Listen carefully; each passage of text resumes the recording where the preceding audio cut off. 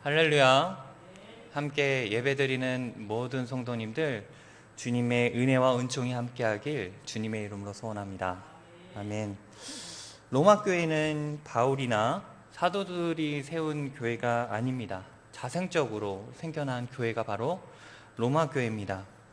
그리고 이방인들과 이스라엘 사람들이 함께 세운 교회가 로마 교회입니다. 그리고 로마 제국의 수도에 위치한 교회라 더욱 특별한 교회입니다. 왜 특별하냐면 악하고 우상 숭배가 많은 지역에 하나님의 은혜로 세워진 교회라 더 그렇습니다. 하나님의 은혜로 세워진 교회에 이렇게 은혜가 넘치는데, 은혜가 넘치는 만큼 로마 교회에 잡음도 많았습니다. 사도 바울은 로마에 방문하진 않았지만 로마 교회에 문제가 있다는 이야기를 듣고 쓴 편지가 바로 로마서입니다. 사도 바울은 복음에 대해 설명한 편지가 바로 로마서입니다. 그래서 처음 로마서 1장, 저저번 주에 제가 설교했던 이 설교의 제목은 복음의 서막이었습니다. 바울이 로마 교인들에게 복음에 대한 메시지를 던진 내용이죠. 복음은 모든 믿는 자들에게 구원을 주시는 하나님의 능력이 됨이며 오직 의인은 믿음으로 말미암아 살리라라고 말씀하셨습니다. 처음 이렇게 사도 바울이 기록한 내용은 그 내용의 핵심인데, 로마서 1장의 내용은 복음의 핵심에 대해서 이야기하고 있습니다. 그러면 오늘 본문 2장에서는 복음에 대해서 좀 더 자세히 디테일하게 얘기하고 있습니다. 그럼 하나님께서 사도 바울을 통해서 오늘 2장에서 말하는 복음의 원리는 무엇인지 우리가 알아보고, 우리가 무엇을 깨달아야 하는지 말씀을 통해서 알아보도록 하겠습니다. 복음을 알려면 먼저 인간이 얼마나 악한지를 알아야 합니다. 그래야 하나님의 은혜가, 하나님의 긍휼과 사랑이 넘치는지를 알 수가 있습니다. 그 은혜를 깨달을 때 복음으로 말미암아 구원을 얻게 되는 것이 바로 복음의 원리입니다. 그리고 깨달음을 통해서 행하는 사람은 10절의 말씀을 통해서 이야기하듯이 영광과 존귀와 평강이 함께 있을 것이라고 말씀하시고요. 7절의 말씀에 보면 영광과 존귀와 썩지 아니하면 구하는 자에게는 영생을 얻는다고 분명히 말씀에 나와 있습니다. 그런데 반대로 악을 행하는 자는 환난과 곤고와 진노와 분노가 일어날 것이라고 이야기합니다. 그러면 우리가 복음의 원리를 알려면 죄에 대해서 알아야 되는데, 이 죄에 대해서, 악에 대해서 설명이 나온 말씀이 있습니다. 우리 1절 말씀 한번 볼까요? 1절 말씀을 보면 그러므로 남을 판단하는 사람아 라는 말씀이 있습니다. 그러면 여기에서 맨 처음에 그러므로가 나오죠. 이 그러므로 뒤에 나오는 건 결과인데, 그 결과에 대해서 그 전의 내용이 원인이겠죠. 이 원인에 대한 얘기를 보면 이런 얘기를 하는 거예요. 근데 이제 그 원인을 알기 전에 왜 이런 얘기가 나왔냐면, 로마 교회에 남을 판단하는 이들이 있었다는 것을 이야기하고 있습니다. 학자들마다 의견이 분분합니다. 어떤 학자는 유대인이 남을 판단했다라고 주장하는 사람들이 있고요. 또 다른 어떤 학자들은 이방인이 남을 판단했다라고 주장하는 경우도 있습니다. 그런데 유대인이든 헬라인이든 누가 중요하겠습니까? 남을 판단하는 것이 나쁘다는 것을 아는 게 중요하겠죠. 2장 1절의 말씀에 또 이제 그러므로 그 전을 한번 살펴보게 되면 이런 말씀이 있습니다. 동성애하는 자들, 모든 불의한 자들, 추악, 탐욕, 악의가 가득한 자, 시기, 살인, 분쟁, 사기, 악독이 가득한 자, 수근수근하는 자, 비방하는 자, 하나님께서 미워하는 자, 능욕하는 자, 교만한 자, 자랑하는 자, 악을 도모하는 자, 부모를 거역하는 자, 우매한 자, 배약하는 자, 무정한 자, 무자비한 자들은 다 악이며 사형에 처한다고 말하고 있습니다. 그것이 1장 후반부에 나와 있죠. 이 사형은 하나님과의 단절을 이야기하고 있고요. 이 하나님과 단절의 대응으로 발생되는 형벌을 말하고 있습니다. 이 죄는 로마의 분위기였습니다. 우리에게는 이러한 추악한 죄들이 혹시 있는지 한번 생각해 보셨으면 합니다. 예수님을 믿는 저희들에게도 아직까지 죄가 있습니다. 왜냐하면 우리는 하나님께서 우리들에게 구원을 주셨지만 아직 지상교회에서 이렇게 있기 때문에, 영적 전투 가운데 있기 때문에 믿는 이들도 죄가 있기 마련이죠. 그래서 우리들에게 죄가 있지만 믿음의 힘이 구원으로 이끌어질 줄 믿습니다. 그런데 믿는 사람들 중에 죄로 말미암아 남을 판단하는 이들이 있다는 것을 말해주고 있습니다. 죄를 판단하는 것은 그 자체가 죄에 대해 민감할 때 발생합니다.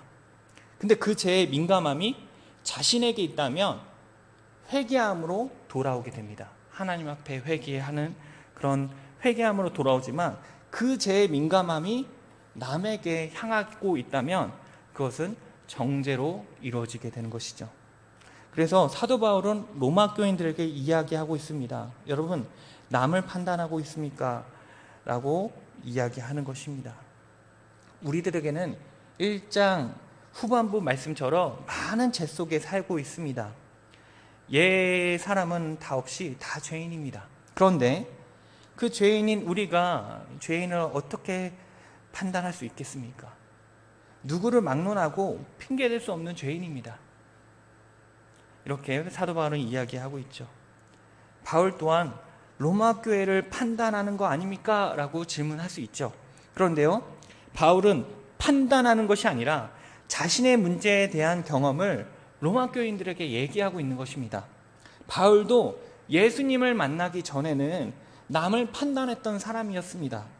자신이 제일 의인이라고 생각했으며 찬란 맛에 살았던 사람이 바로 사도 바울이었습니다.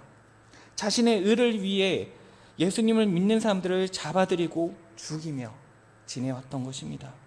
그런 가오를 지닌 바울의 잘못을 로마 교인들도 이렇게 똑같이 재현되는 것을 막기 위해서 이렇게 편지를 쓴 것입니다.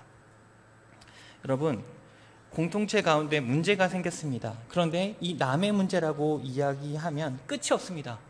야, 너 때문에 그런 거야. 아니야, 너 때문에 그런 거야. 하면서 서로 싸우고 서로 말다툼하고 서로 고소하고 서로 언쟁하면 그 공동체는 어떻게 되겠습니까? 무너지게 되겠죠.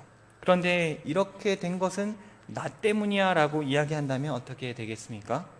주님의 공동체 속에서 사랑이 피어나겠죠. 이것이 복음의 원리입니다. 복음에서 제일 중요한 것은 나의 죄를 인정하고 회개하는 데 있습니다. 제가 초반에 말씀드렸죠. 복음의 시작은 인간의 악함을 알아야 한다는 것을 제가 말씀드렸습니다.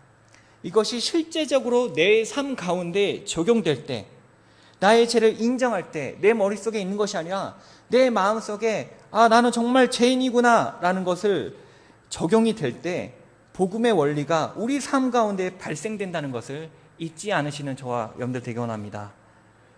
사도 바울은 말씀하십니다. 2절에 하나님의 심판이 있을 것이다, 반드시 있다고 말씀하고 있습니다. 하나님의 심판은 데살로니가 전서에 보면 예수님이 오실 때 하나님의 심판이 있을 거라고 말씀하십니다. 예수님이 오시면 믿는 자든 믿지 않는 자든 모두 부활하는데요. 그리고 하나님의 심판은 믿는 사람이든지 믿지 않은 사람이든지 모두 받는다고 합니다. 그 심판은 믿는 자들에게는 영생을 얻을 것이고 영원히 하나님과 동행하며 살 것이며, 믿지 않은 자 또한 영생을 얻는데 영원히 하나님과 단절되어서 지옥에 이른다고 말씀에 나와 있습니다. 그럼 그 기준은 무엇이라고 봤을 때 오늘 본문 2절의 말씀처럼 진리대로 심판하실 것이다 라고 이야기합니다. 4절 말씀 한번 읽어볼까요? 시작. 혹 내가 하나님의 인자하심이 너를 인도하여 회개하게 하심을 알지 못하여 그의 인자하심과 용납하심과 길이 참으심이 풍성함을 멸시하느냐? 우리는 이 말씀을 통해서 하나님께서 바울을 통해서 말씀하십니다. 회개하라고 말합니다. 죄를 회개함으로 사망 권세에서 나오라고 이야기합니다. 남을 판단하게 되면 자신의 죄가 무감각하게 됩니다. 남의 죄만 보이고 나의 죄가 희석되기 때문입니다. 남을 비난하거나 판단하는 것이 아니라 너의 죄를 회개하라고 이야기합니다. 그래서 저도 마찬가지죠. 오늘 이 말씀도 어떤 성도가 들어야 할 말씀이 아니라 나의 말씀이고 여러분 자신의 말씀이 될 줄 믿습니다. 여러분, 남을 판단하는 이들은 죄가 무감각해지기도 하지만 하나님의 은혜에 대해서도 무감각해지기 시작합니다. 내가 죄인이라는 것을 깨닫지 못한다면 내가 의인이라고 생각하게 됩니다. 그럼 하나님을 의지하지 않게 되며 내 힘대로 마음대로 하려 합니다. 욥기를 예로 들겠습니다. 이 욥기에서 고난을 받은 사람은 누구죠? 바로 욥 자신이죠. 그리고 고난을 받지 않는 사람들은 누구죠? 욥의 새 친구들입니다. 그런데 욥기에서 하나님께서 의인이라고 칭찬받는 사람들이 욥인데 욥의 친구들은 어떻게 이야기하죠? 욥이 악인이라서 죄가 많아서 이런 고난이 온 것이라고 비난하고 남을 정죄하죠. 여러분, 나에게 아무런 일이 일어나지 않는다고 해서 나는 아무런 문제가 없어라고 이야기하지 않았으면 좋겠습니다. 저 사람이 문제가 있다고 해서 저 사람이 죄인이야, 저 사람이 예수님을, 하나님을 섬기지 않아서 우상을 섬겨서 저렇게 고난이 온 것이라고 이야기하지 않았으면 합니다.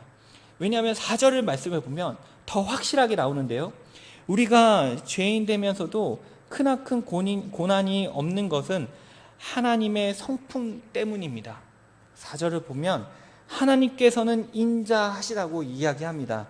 그리고 하나님께서 나와 여러분들을 인도하신다고 이야기합니다. 그리고 하나님께서 우리들을 용납하신다고 말씀하십니다. 하나님께서 우리들을 위해 오래 참으신다고 4절 통해서 말씀하십니다. 또한 하나님께서 은혜의 풍성함을 우리들에게 주신다고 말씀하십니다. 이로 인해 하나님은 우리 죄인된 우리를 위해 참고 견디며 오래 참으십니다. 그리고 하나님은 긍휼과 사랑으로 우리를 기다려 주십니다. 그런데 우리들은 하나님의 성품을 멸시하며 나는 의인이기 때문에 아무런 문제가 없어, 나는 하나님을 섬기기 때문에 아무런 문제가 없어라고 이야기하며 자신의 의를 드러내고 있나요?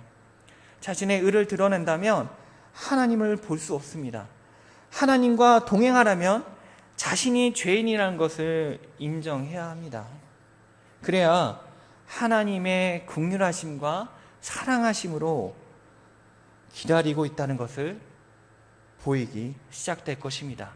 그것이 바로 복음의 원리입니다. 우리 말씀을 맺고자 합니다. 우리는 죄에 대해서 민감해질 필요가 있습니다. 그 민감함은 남이 아닌 나에게 적용될 줄 믿습니다. 그래서 남을 판단하는 것이 아니라 내 죄를 인정하고 회개할 때 하나님이 진정 보이기 시작합니다. 그러므로 저와 여러분들이 정말 내가 정말 죄인이고 정말 하나님께서 긍휼의 의심으로 사랑하심으로 나를 이끌으시고 보살펴시고 인도하시고 사랑하고 있다는 것을 깨달으며 주님만 바라보며 나아갈 수 있는 저와 여러분들 되기 원합니다. 우리 기도하겠습니다.